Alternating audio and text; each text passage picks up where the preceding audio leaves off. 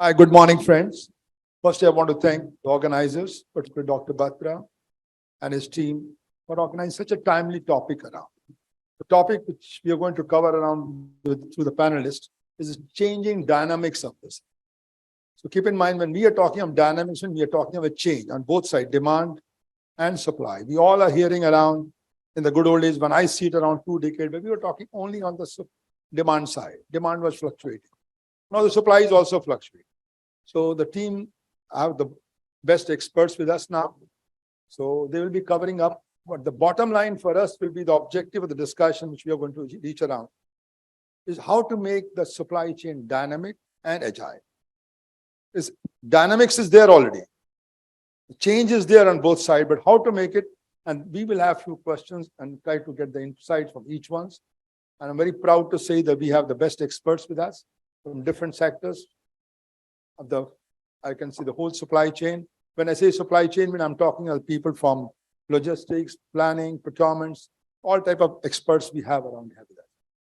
So with this, let me start with today's session. So the housekeeping issue is that we will have 4 or 5 questions trying to get the insights from all the panelists. But the last 2 questions, I'd like to keep it for the participants around. And then we'll try to summarize. So the very first starting point, which I'm asking my panelists, what are the key challenges facing us today under the changing dynamics of supply chain? We start with you, Sikka. Yep. Hi. Good afternoon, everyone. Am I audible enough? Good. Thank you. So I think a bit of roundabout answer on what are the challenges we have. And of course, the list of challenges keep on changing. And I think the last 3 years have shown that as well. So pre-COVID, of course, there was enough demand, there was enough supply. Any manufacturer did not have to actually plan well. Suppliers knew, okay, the manufacturer typically needs that, and that used to be available on the shelf. So, but that said, I think now COVID taught us, actually the big challenges that COVID showed us was the availability of supply was the biggest challenge. And that availability actually led to all the inflation challenges that we had. So copper rates going from $5,000 to $10,000 a ton, aluminium doubling, steel doubling. So almost every commodity price actually doubled. And I know like all the suppliers that carrier HVAC as well, we almost had like double-digit inflation with all the suppliers. So inflation to me was the big challenge at that point of time. Of course, a lot of the cost increases were passed on to the market, but that said, still everything can't be passed on to the customer. So that was the big challenge. And now I think as we slightly try to ease out of COVID, I think the challenges are again different. Now we are talking about resilient supply chain. Now we are talking about end-to-end visibility. And now actually everybody is planning that, okay, if a COVID-like situation happens again, is my supply chain able to absorb those shocks and come out of it properly? So that's one challenge, end-to-end supply chain, end-to-end visibility of the supply chain. And then at least one specific one I was sharing with Mr. Batra earlier is that with all the inflation that happened over the last 2 years, now the management expects that, okay, actually we now try to get some of that inflation clawback is the term we are using, but we try to claw back a lot of the increases we have given to all the suppliers. So basically we bring down the cost down again of the product. So that's the other focus area, at least that we have and we are working on. Yeah. Because we talked about the inflation part. We had some issues regarding the delivery part of supply part of the supply. I think I can say that I'm actually part of the sourcing, but during the COVID time, we were all managing supplies. So that's the type of challenges we had. Like almost everyone was managing the supply challenges. Thank you. Bharat. Thank you, Mr. Batra, for calling me one of the expert. Although still I am learning, and I want to I will try whatever I learn through my experience. See, there is always a change in dynamics in supply chain. If you are talking of 20 years, 10 years, so every 5 years now we are changing. Okay, and the one change that now all the companies and all the businesses that is now on, that everybody wants to connect to the customer. And this changes the whole dynamics of the supply chain. If we want to connect with our customer, so we want to know their nuances, we want to know what actually they feel about and how they feel about. And when you are connecting your links to the customer, so you need to be on the top of that. So that implies to the digitization of anything and everything that now we are talking of. And digitization does simply means that I want a handy information. I want an online or as close as information to the online. And when it comes to you need to take the help of all the technologies that you're into, whether it's a platform, whether it's any device, or even WhatsApp also now. I think I believe it's a device which is giving you the information faster than any other means. Obviously, there are certain challenges to this application, but still, okay. And when it comes to supply chain dynamics, and we are changing fast, but my manpower is not changing that fast. So just 15 minutes back, then when we are discussing about, is it good for outsourcing your customer service, or it is good that you are owning your customer service as a company? So this challenge is just because we don't have belief that we got a right person who can understand my business, who can understand what my vision and vision statement is that can be passed on to my customer. So the biggest challenge is that we need to train our manpower. We need to train our manpower with the changing dynamics of the environment of the business. And at the end of the day, we are here, whenever we are into services, is if customer allows us to do here, if customer is not able to do what we want to achieve, then obviously all the things is into drain. So my only two parameters that I am into, that whatever I am planning into, it should be communicated to the end chain. And the second, whatever changes that we want to done in my supply, it should be communicated to each and every employee, which should be trained enough to handle those tackles. And lastly, but not the least, now with this digitization coming, so we want then everything to be fast. When it's everything to be fast, then you should have the decentralization zones. So it gone are the days when there are into that all the decisions are taken from only to the head office. So now the manpower need to be empowered enough so that they can train decisions, take tried and tested decisions. So it's something that you need to decentralize certain powers with certain controls. That's it. Thank you. See, it's not only about talent rather, but when we are saying, because it's a new technology and the old people, so those need to grab, or those need to pace those grabs so that they can understand the technology. Otherwise, all the issues that we are investing into, and those are into drain only. That's it. Okay, Mr. Aniruddha. Yeah, namaste and good afternoon. Thanks, Mr. Batra, and thanks to the organizer to invite me here. So I am from RP-Sanjiv Goenka Group's consumer retail division. So we deal with Spencer's and Nature Basket, both the brands. In terms of supply chain logistics dynamics change, as we deal with the end consumer directly, there are 4 or 5 bullet points, I will say, at a very macro level. We have seen a sharp change. One is from the bullwhip effect, which was pretty, though it's called bullwhip, but it was pretty predictable, festive-led, occasion-led before. Now in this kind of a funding model where, every day there is a new player in the market in consumer delivery, D2C or B2C industry, the funding from the service side is much more than probably from the manufacturer side. So the spikes and lows in the industries are pretty often, irrespective of festival. And as a player in the market, we have to respond to those activities from the competition. And that unpredictable model puts additional pressure on the supply side. Second, if we can talk, in last 24 months transition, consumers who was a more of a brick and mortar consumer for us, which became omni-channel in present form. In last 12 quarters, we have added 3 more channels into our business model. So again, that channels are giving us very different kind of consumption, and each channels be it online, be it a phone delivery, be it a WhatsApp bot channel, has a very unique sets of consumer need, and which brings more complexity into the supply side. And as the demand are very different. So that's the second thing from the consumer angle. Third thing, which also has come up, the technology. In the last session, we talked about technology and other things. It's not from the transportation and logistics. It's about more of a sales forecasting base procurement rather than a guesstimate base procurement model. And there are mindset issues within the industry, and there are challenges because the transition is still happening.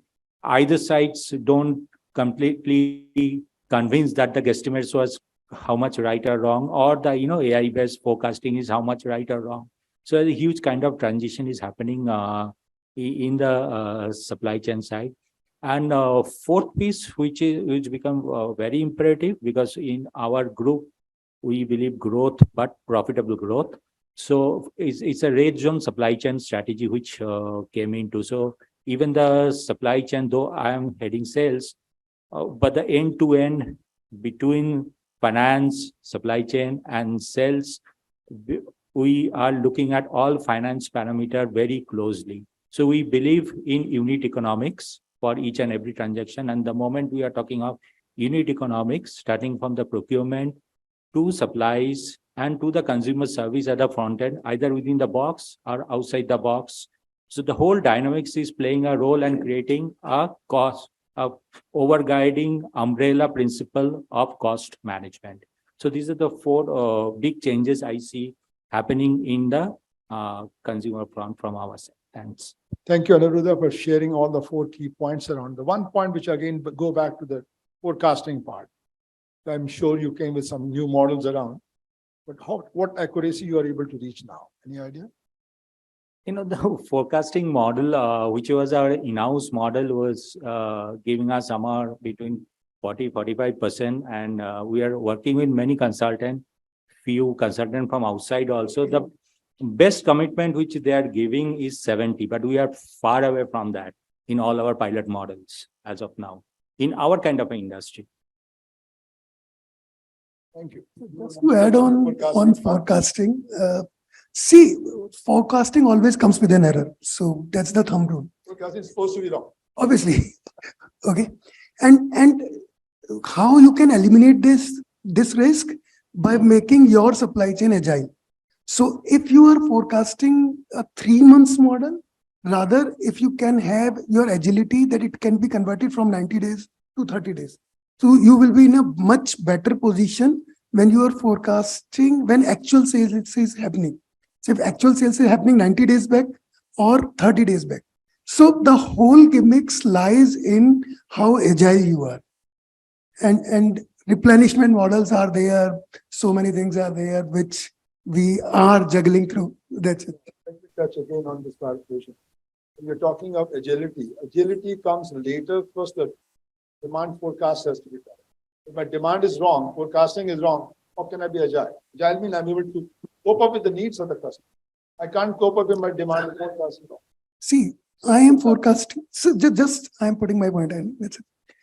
I am forecasting because I do not know what is going on after 90 days back. Okay, in future 90 days. And why I am planning for 90 days? Because all my cycle converts to 90 days. So what I am saying is, if I can shorten my cycle from 90 days to 30 days or 15 days, whatever. So it's an arbitrary number. I don't know. Okay. So I will be predicting in a much better position. That's it. Good. I will come in the second. Just to add on to the discussion which is already taking place. So I agree with you, Bhushan. Every organization wants the forecast accuracy to be very high because, it sits at the core, planning function sits at the core of any organization. And that can, that determines the fate of the organization depending on what you forecast the demand of product or services to be on your company. To the best of your ability, and some of the tools we'll end up talking about, you end up forecasting a number, and there might be some developments which can erode the accuracy and it can bring it down. So the point I take is, in those situations, it is important that the agility is high. If the variability has to be there for whatever reasons and you've not been able to predict it, the agility has to come in place so that you can still respond to customer needs despite the variability in demand that exists. Now coming to the question, Mr. Batra. So what I've seen in terms of the changing dynamics, one is the industrial world was used to a particular variability around demand and supply in their respective industry. People were pretty aware, and they're trying to struggle and optimize and improve forecasting accuracy or supply accuracy. However, post-COVID, there are many things which have changed for the organization. There is a reset, reboot which has taken place. And these forecasting accuracies that existed for organizations have changed for worse. And, let me give some examples from Licious, the company that I last worked for. One was taken aback as to why the demand is changing from one city to the other city so dramatically, right? Then we realized this flexible working culture of work from home, right? People can work from any city, any state, right? These choices are available now. Something which was taken as a demand from a particular city, as a demand center, now X percentage has moved to another city. And you never know when it will come back to the same city, right? So these are the things. There are tools that are available. Companies are just trying to understand this variable to be able to forecast better. So in terms of demand, one dynamic change that we are seeing is the demand is not centric to a particular city. It can now change. And we read every day, we experience every day as to this work from home culture and work from wherever is comfortable to you, just as a strategy to retain people or whatever it is, right? Post-COVID, that is the norm. So that is one element which has got added as a variable in the demand accuracy element. The other is the sourcing strategy, right? Most of us, bottom line, this cost efficiency, can we bring down cost of supply chain? Can we bring down this cost? You went to China, you started sourcing everything from China, right? You were having some suppliers here in India, but the cost and the service also, then made you go to China. And you ended up sourcing, single sourcing started, why not bring down the cost? The cost pressures took you to certain parts of the world geography and you were comfortable, and those gave huge benefits to the organization, right? And then another was quality. Anyway, quality, you were pretty clear as to what quality you've decided for the organization and you're going for that quality. You will deliver what you promised. The third element was availability. So availability was assumed that there's a source in China, availability is there, container takes around 30 days, clearance time, etc. This lead time, I'll get my product. The world was taken aback. It was a shock to the world given this COVID. COVID is one. US sanctions another thing. You cannot source this thing. Look at the gas crisis in Europe. Look what that crisis, Ukraine, Russia thing is doing to gas, to inflation, the kind of interest rate hikes that you're seeing from US Fed, Europe, central banks. These are crazy times. Only India was a country which had known inflation to the tune of 7.5% or with thereabouts. Now 9%, 12% in the Western world, unthinkable. So, so availability, which was taken for granted, was something, which everybody thought that the model is cracked and it'll take N number of days to get the products from or the sources. So that supply strategy is changing. And that takes me to the third point. BCP was a word which was used in leadership rooms. We need to have BCP. And this was more often than not a lip service to the term BCP. Any crisis happens, any factory, for whatever reasons, is shut down, you won't find a very credible source to get those products from, right? So BCP. Now, with this crisis, this is a wake-up call to all the organizations that,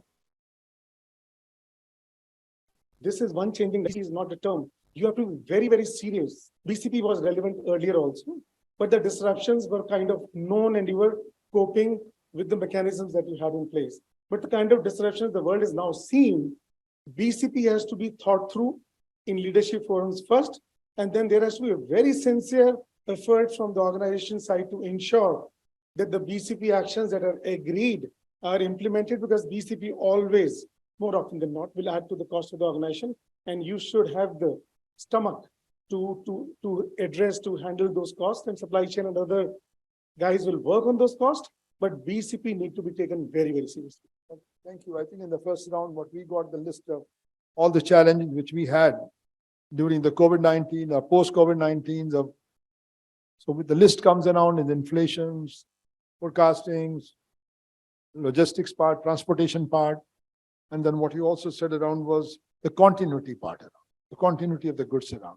So we talked on the big list of the challenges which we had around. Now the next round, which I want to talk around, is how are each company trying to manage them around the various challenges. Should we start with you, Mr. Sikka? I think maybe I'll take very simple examples, simple and practical examples, actually some of the challenges we faced and what we are doing it. So Carrier is a B2B company. We sell chillers. So think of any hospital or even this hotel. This would have a plant room and this would have chillers, which would be providing the air conditioning for this full hotel, or think of the Medanta hospital. Now, the simple challenges we faced, the availability was not only for the parts, but it was also for the spare parts.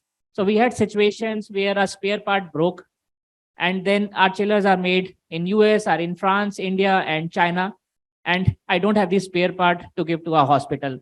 Now think of, I can't go to a hospital during the COVID time and tell them that actually this part would be available after 4 months.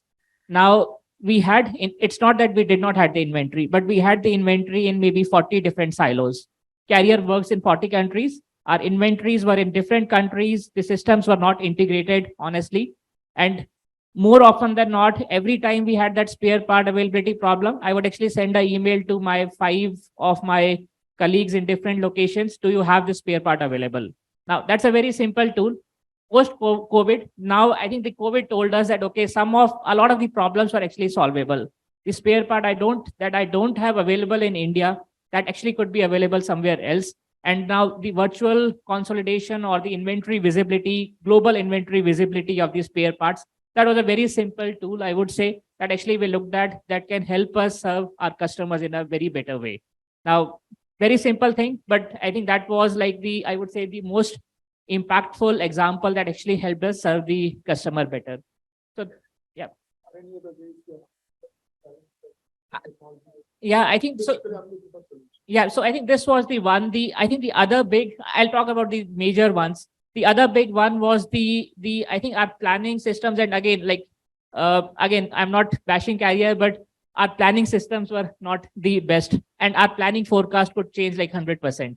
Like pre-COVID, it was not a problem because supply was available. Suppliers knew us better than we knew our demand, and suppliers were able to serve that.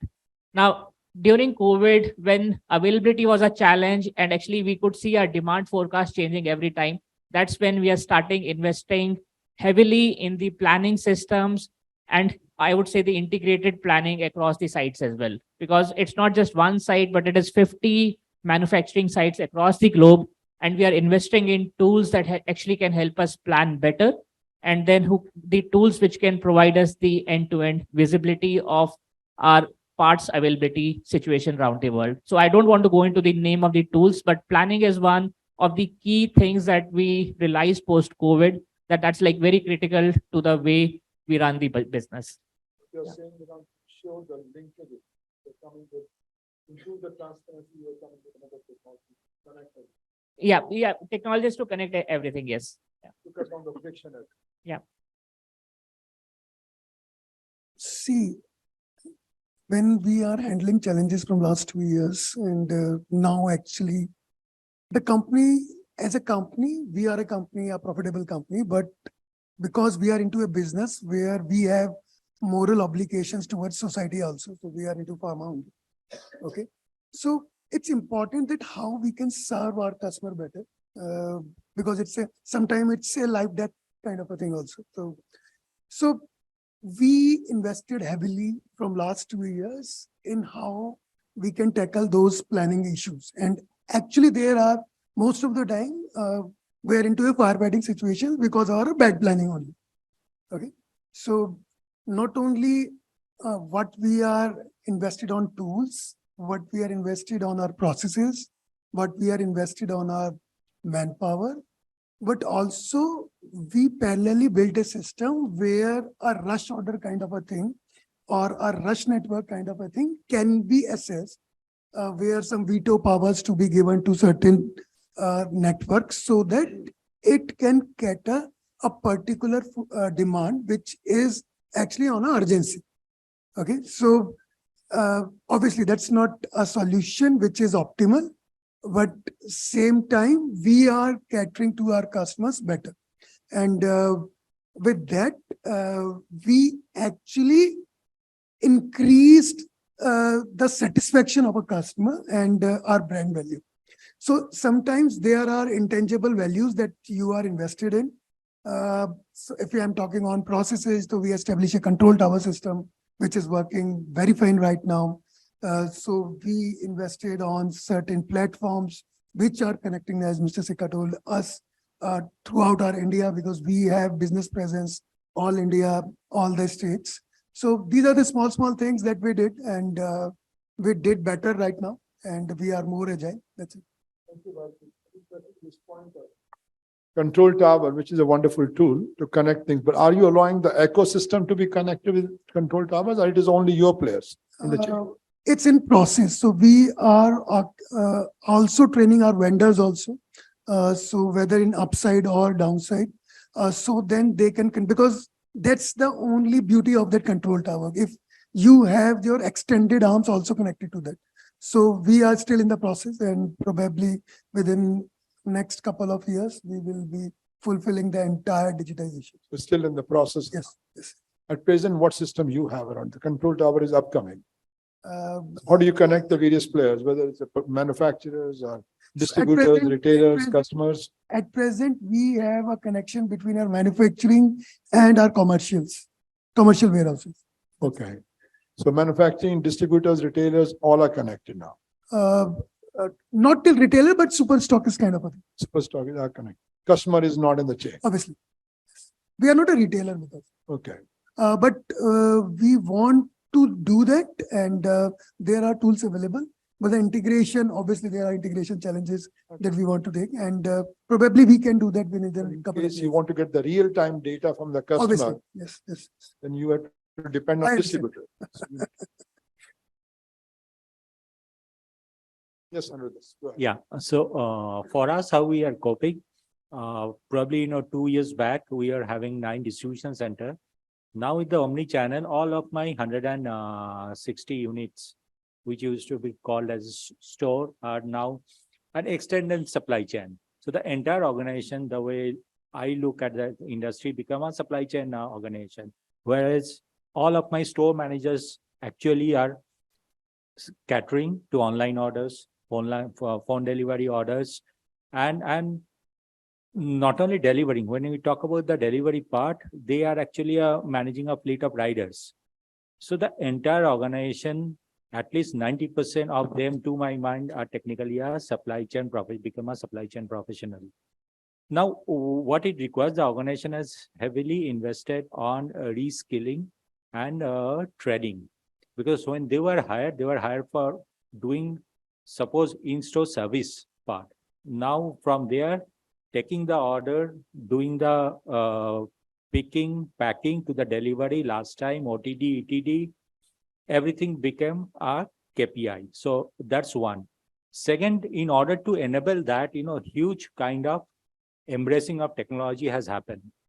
So, and everything in a click of a button in their mobile phone, they actually know what's their inventory level at each of the unit, what's the stock is coming, what's the movement of that inventory when it is reaching to the customer end and when customer is closing the order.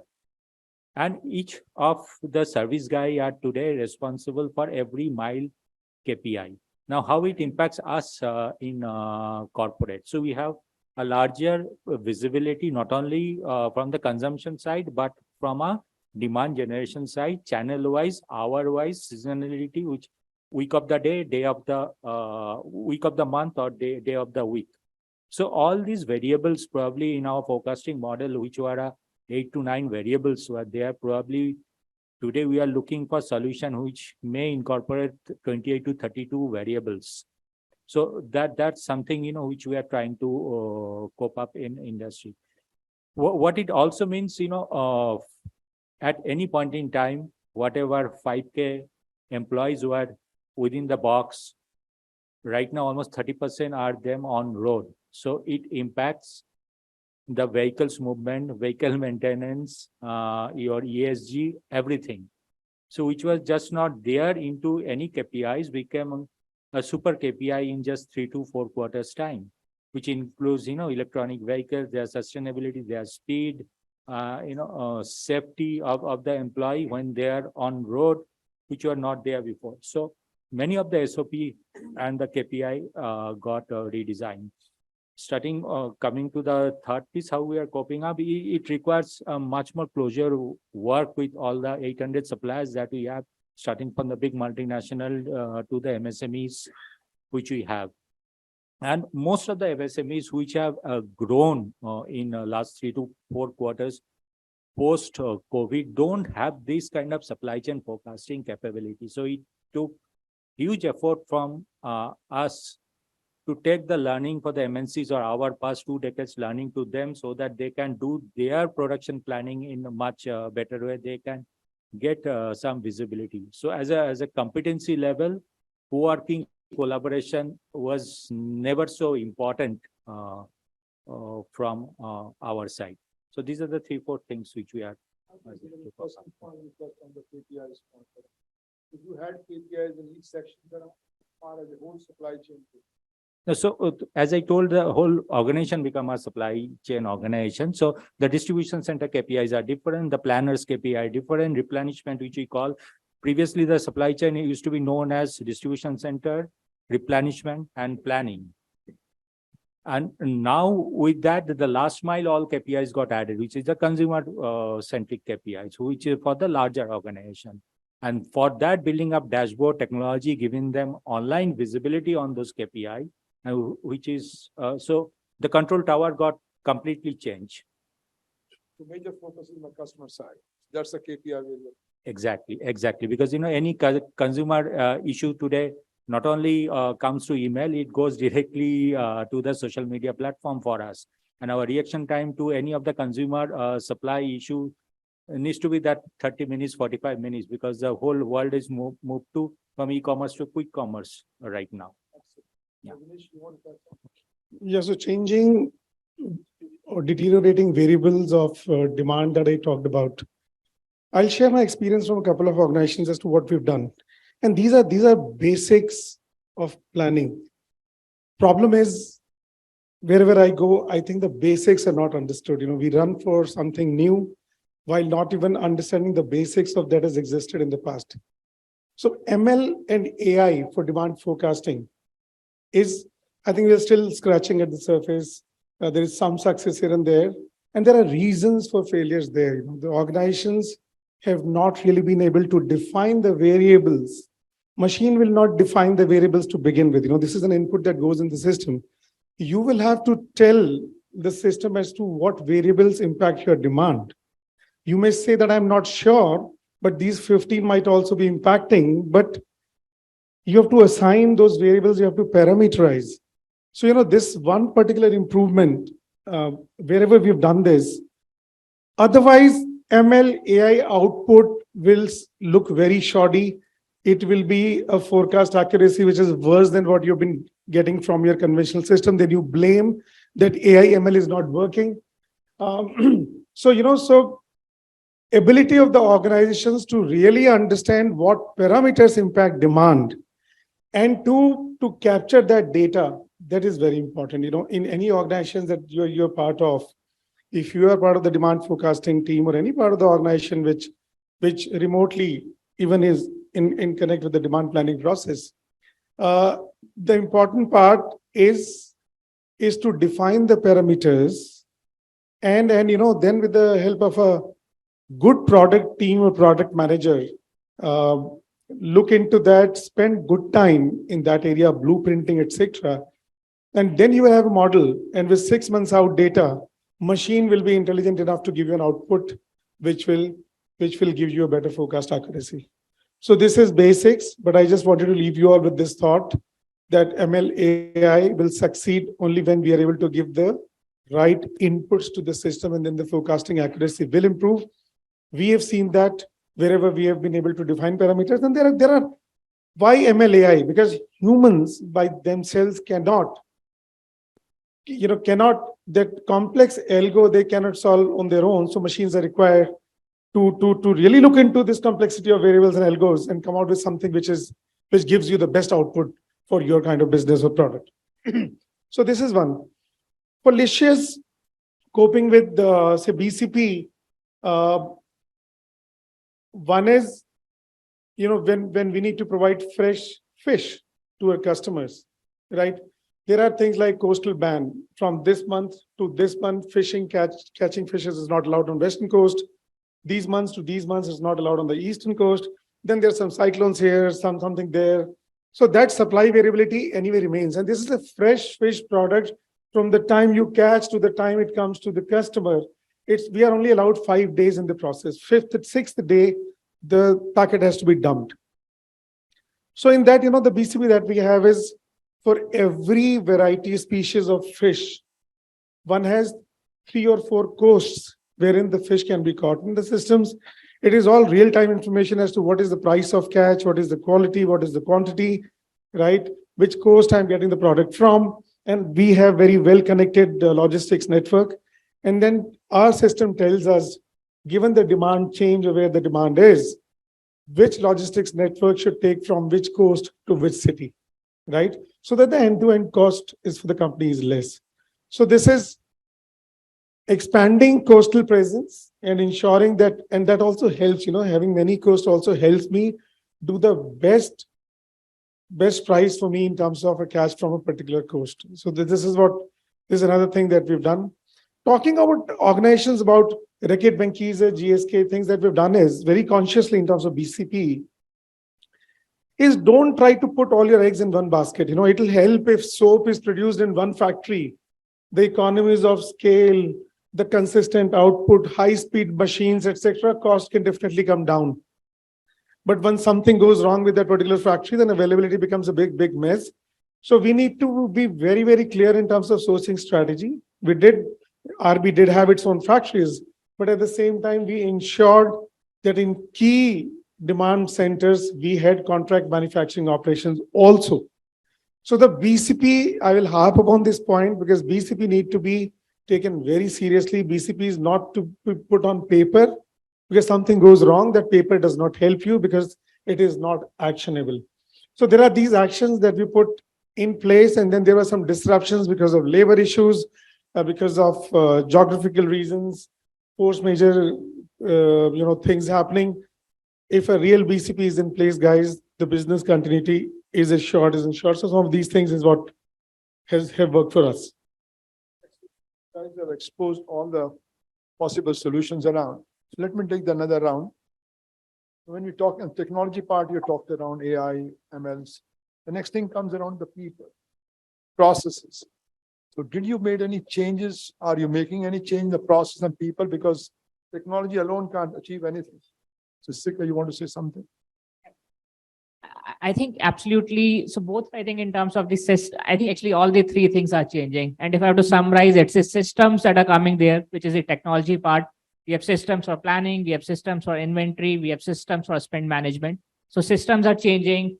People, of course, need to be trained on that. So I think one of the key things we have done is like for our digital talent, earlier we used to rely on our IT or digital team. Now actually we have digital folks within our supply chain team. So they are the ones who are actually, in a way, the internal trainers and helping train everybody else on the new digital systems. So that's the people part that we are addressing. And then processes, definitely, I think the old ways can't work now. So it has to be the end-to-end supply chain.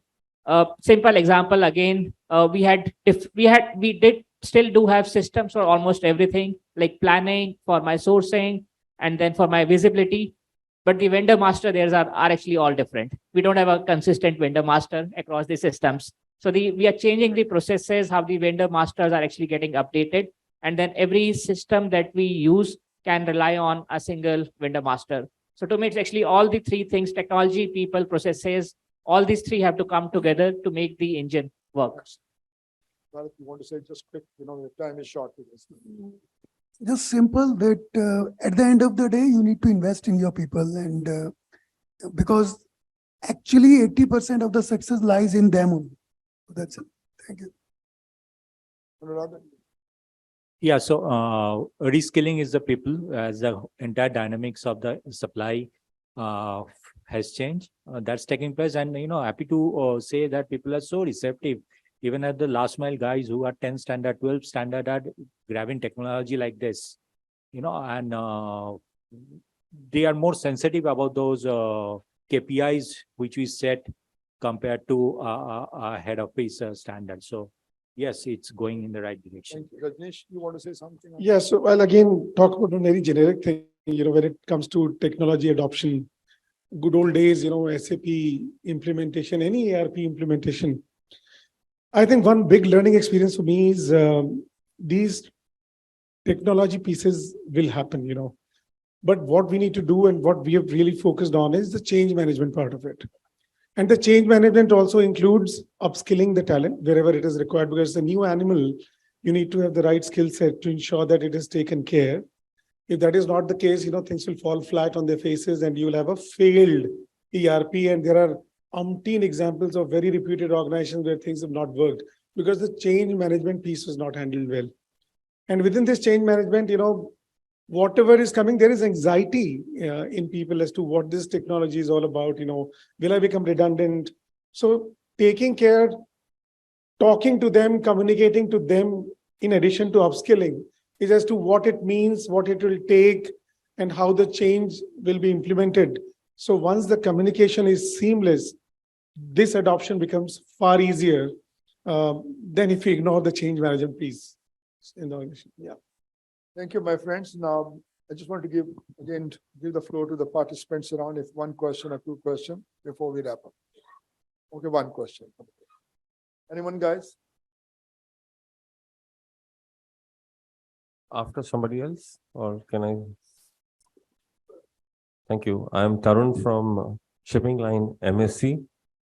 Question, I think Mr. Banerjee had mentioned about the KPIs of forecasting. What I would like to know from you, if there are any ideas now with the uncertainty in the geopolitical scenario, or with the events like global pandemic, where all kind of forecasts have gone haywire in these times. Have the benchmarks for the forecasting shifted, or have the acceptability of the benchmarks by the various concerns, especially those who are into the international business?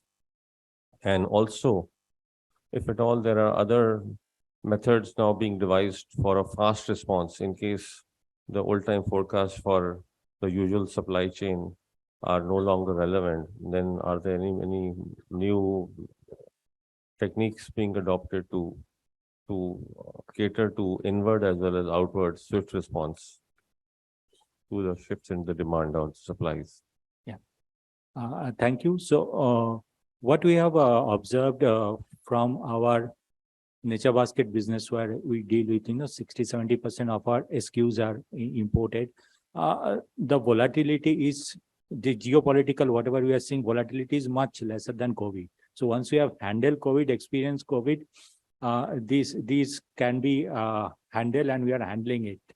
What happened post-COVID, the entrepreneurship in India we have seen has gone up by a few notch. As a result of that, many of the consolidator concept has come up even in the tier 2 towns.